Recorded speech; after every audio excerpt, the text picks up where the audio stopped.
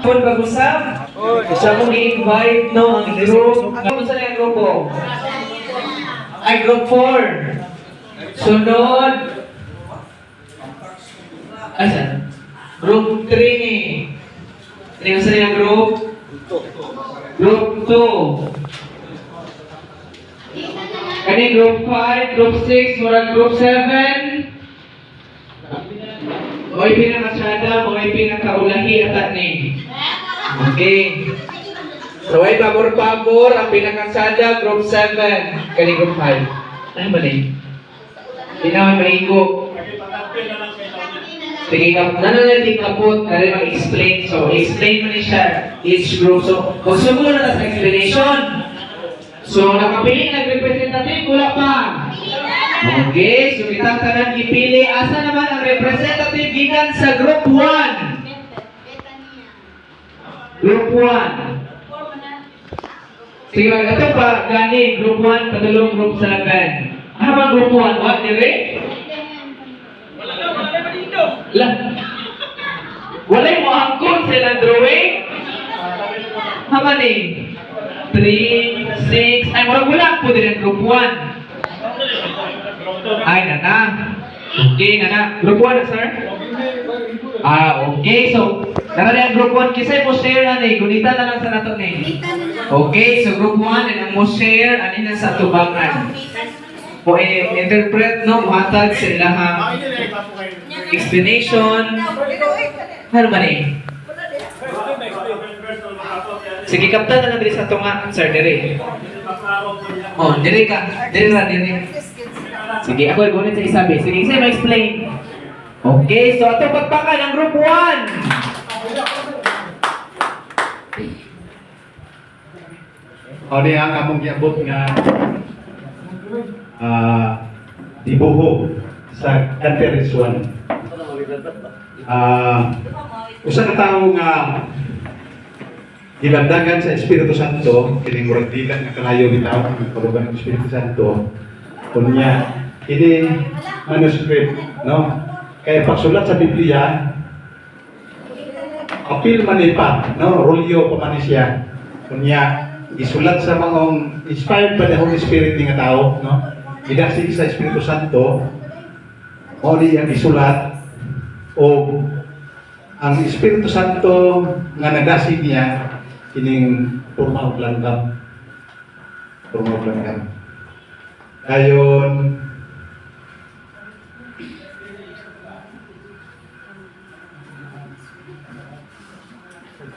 na kay masubra naman sa explain kanina.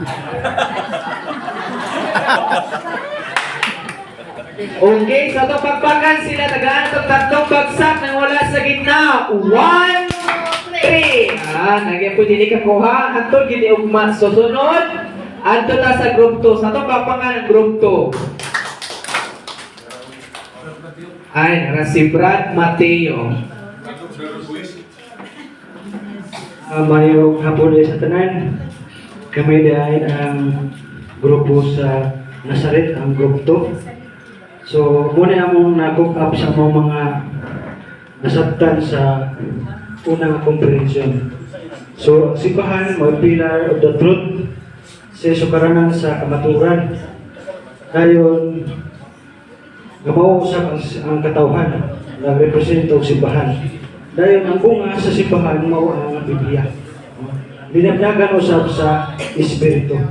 So, muna ang amo ang explanation sa group 2. Dahil ako'y idugang na verse. Kung natay Biblia, pagkitanaw na lang sa Hosea. Hosea chapter 1, verse 8 to 9. Ayaw gayon kalimti ang basahon sa balaod. Kinahanglan matun-an mo kini adlaw o gabi. O pagkinabuhi sumalak sa tanang nahisulat niini. O mauswagon ka. hinumdumi ang akong sugo nga magmalikon ka, magmay sugod, ayaw kahadlok o kaluya, tungod kay ako ang Ginoo nga imong Dios, mag-uban kanimo bisan asa ka. O mao na siya, daghang salamat og magkapon sa tanan. Group 3. Okay. Ay hapon sa kanan. Ang mga mata, katulgo na. Nabilang. Labi, naklaro ko yan ang drawingan. Pero magtumay kayo. Civil engineering ng tayo, drawing ko na eh. Pero yun. Sige lang, wala pantay naman. Sige. Ano, di ba yun matukib no, nga ang una yun na itugo ni Cristo, maupangit ang simbahan. Yan sa Mateo 16:18. Diba? So, simbahan yun ang unang itugo ni Cristo. Mao ang the pillar of truth. Ayun, ang bunga niya na mao ang Bible. Klaro ay siya. Ayun, nasabwag ang mga Bible sa nilamdagan mo sa mga balang espiritu dito sa katawan ng midawag ni klaro kayo na siya. So, maklaro na to na ang mga katawan nga nidawat sa mga puno. Kaya magunsa mo po ng Bible o ang simbahan, walay katawan. Ikan mga katawan ang nidawat sa mga Biblia o sa simbahan na tinugod ni Cristo. Kung diha, mayo na iisip ka ng away.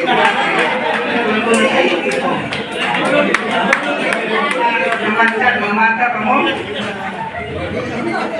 Okay, so itong babaga ng group 3. I-advance niya ang gabi. Pwede na sa dili mo grito may gabi niya. Okay, sunod at tuta sa group 4. Ay, ilahag yung nakaplastar o sila yung pinakauna. Kami ang group 4 niya among encourage nga kaming grupo ha diri tanan sa tubagan. Ama tong kauban. Oh, tanawag. Mo na si Dal, magpatawag pa.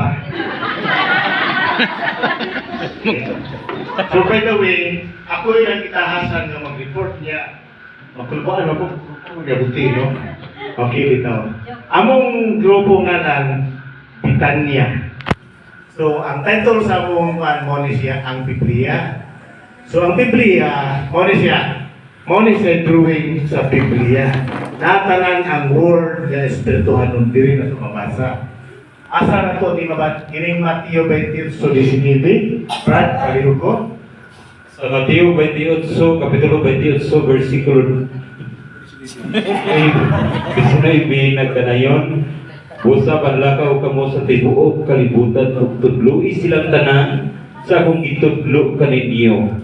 O bunyagi silang tanan sa ngalan samahan sa anak ug sa Espiritu Santo o hinumdumi ako magauban kaninyo hangtod sa katapusan sa kalibutan. Akong i-explain o gamay ang misyon na to diri magtuon. Kaya nga naman sa 1 Timoteo 3 ang Kristohanong Pangulo mahibalong mutudlo. Amen? Ano? Kung saan na ito pagtudlo kung wala ta nagtuon mo nang niya kita karon dinhi.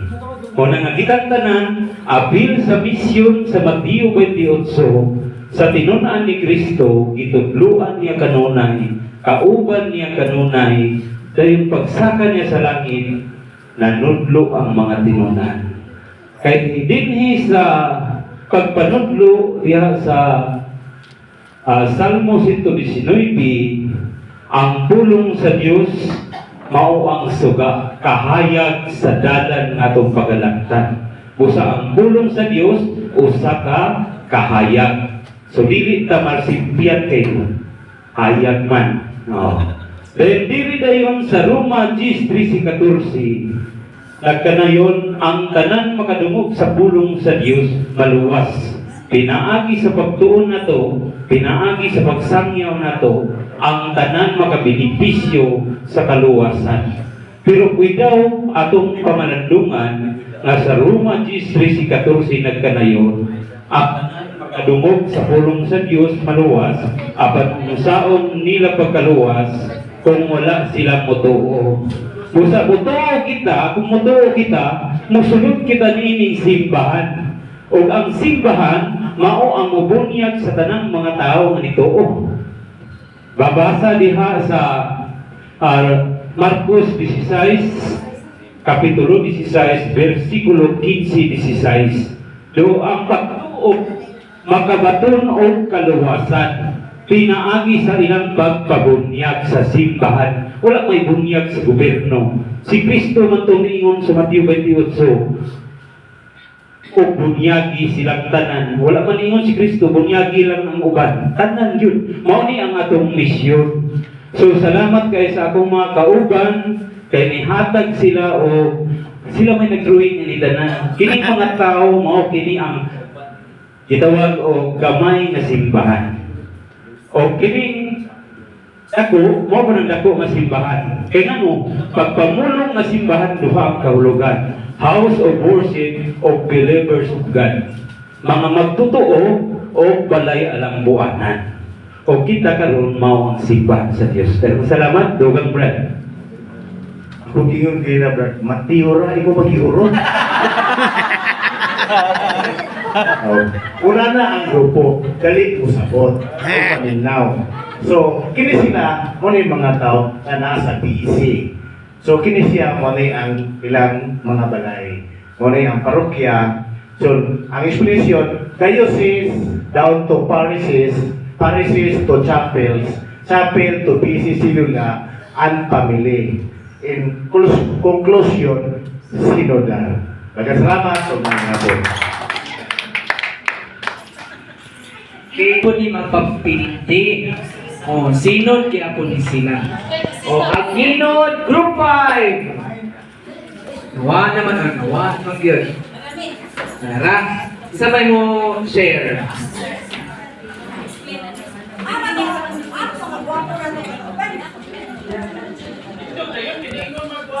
Ayong hapon sa tanan, mga kaigsunan nila ni Kristo. Mga kapilod mo, ni ang ako ang kanang nakuha sa ato ang mga kanang naisutan sa atong kan speaker no ikan sa pagsugod. Wala lang yan akong laro ha, kaya ako pa ma-explain. Mauli ang ako ang nasaktan kung napupo ikan sa ato ang mga speaker ganina. Bilinta ko ma-explain ani kay giupo ko. Pero kanakasanon ang cross.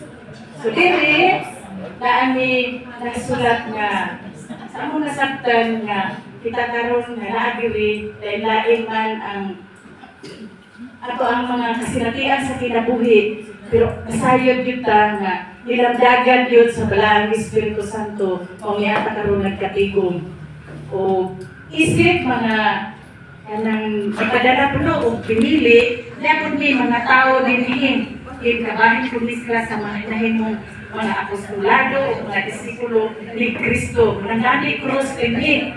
Kunya, kanini kabahin na po taani. Muli among nasabdan kanina sa mga pagpaamlit mo. Dayon, isip katauhan, maugyo lang ato ang iya ang Biblia. So ang Biblia, ang kanunay na ito nga pagbasa nini, mao ang pagpakikistorya nato sa Ginoo. O sa ato ang pagpakikistorya sa Ginoo, nahimo jud kita nga suod diha kaniya pinaagi ni Kristo. O pinaagi sa atong pagkasuod diha ni Kristo, nahimo tang mahigugmaon sa kinaiyahan mo sa kabuhatan. Sumao laming kahoy ko diri o nga aming mga isda. Kana lang, daghang salamat o kay hapon. Okay, thank you so much. Sunod, group 6. Isunindot kayo ng mga explanations no niya. Kung makuha mo na, siguro din sila nasabtan. So, salamat kaayo. Okay, sa itong pagpagan, ang gikan sa group 6. Nawala sila ay audience. Siguro explain.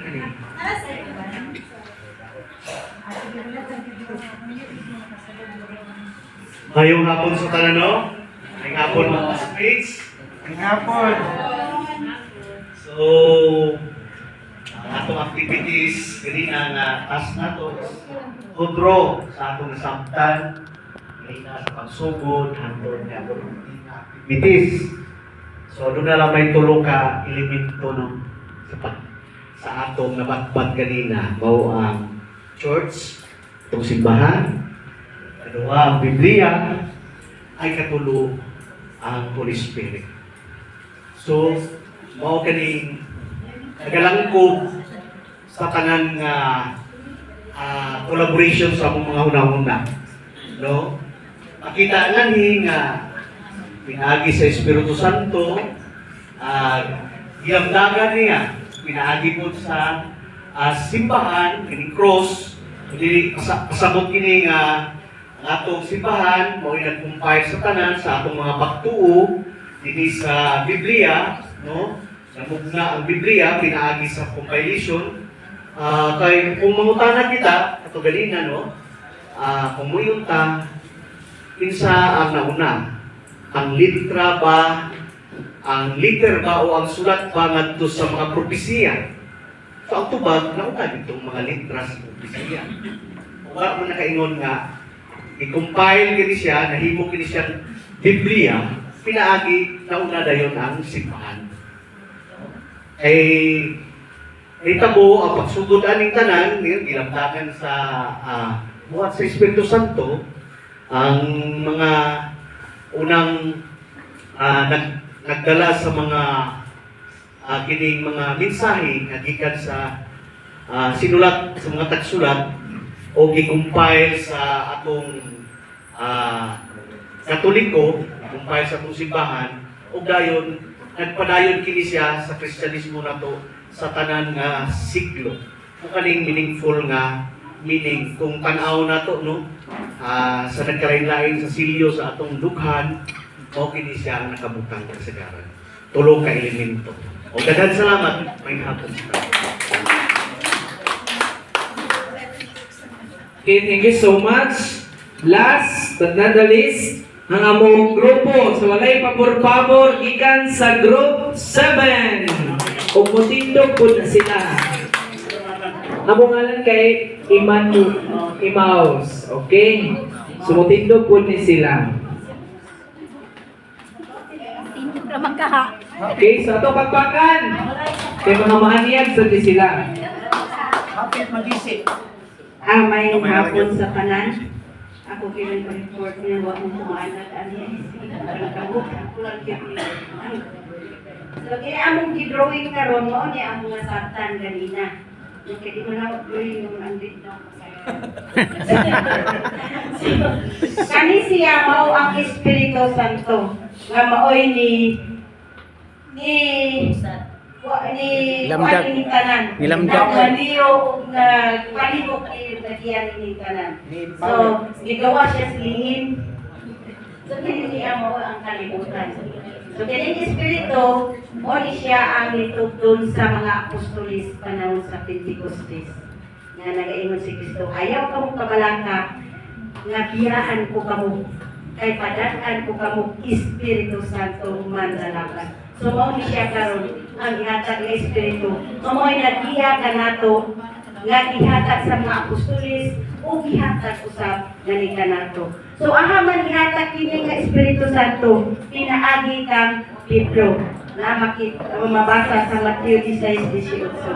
Kaya paghatag kang Pedro sa paghimok simbahan, itagadan niya kiyawi mo niya ang simbahan. Nagkaayo. Itagan niya kiyawi sa kaluwasan. Busa nga, dinhini-ini ang bunga sa simbahan nga dito sa Pedro mauni ang Biblia. So sa ato pauna gyud ang simbahan kaysa Biblia. Kay natukod ang Biblia 110 AD. So kani gikan mo gyud ni siya sa Jerusalem ang simbahan, itukod sa Roma, sa Antioquia, hangtod sa Pilipinas. So nasumpay-sumpay ang simbahan. Una gyud siya kung aton panahon. No? So kini siya ang Biblia, gigamit ni siya sa katauhan. Kining katawan sa usmo ni siya gigamit alang sa pagtudlo nato sa katawan pinaagi sa BEC. O ni nga gipakailap o gi-highlight din karon ang BEC. Kay hindi madayang kining pulungan nga gikan sa Biblia. So kini na kamo ipasabot nga ang Biblia ang Biblia mo ay nagdala sa kahayag sama sa adlaw. Kahayag sa dalan sa tao nga mosunod kang Kristo. So muna siya nga kung atong sakton ang Biblia, kung sa English pa Bible, nga ang kahulugan sa Bible, BIBLE, Basic Information Before Leaving Earth. So din lang. Amen. Okay, so tumapakan ang mata grupo.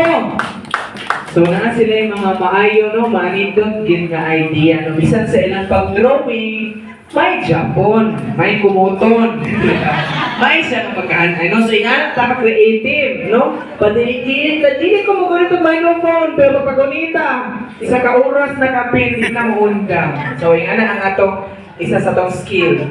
Sunod, humanaman, mag-Bible sharing man ta, using the 7 steps or mag-help break sa pagkadiyot. So maghatag ni og 1 minute, ano din? 5 minutes, kaya? Ug higop ang kape? Kung may kape, kung wala,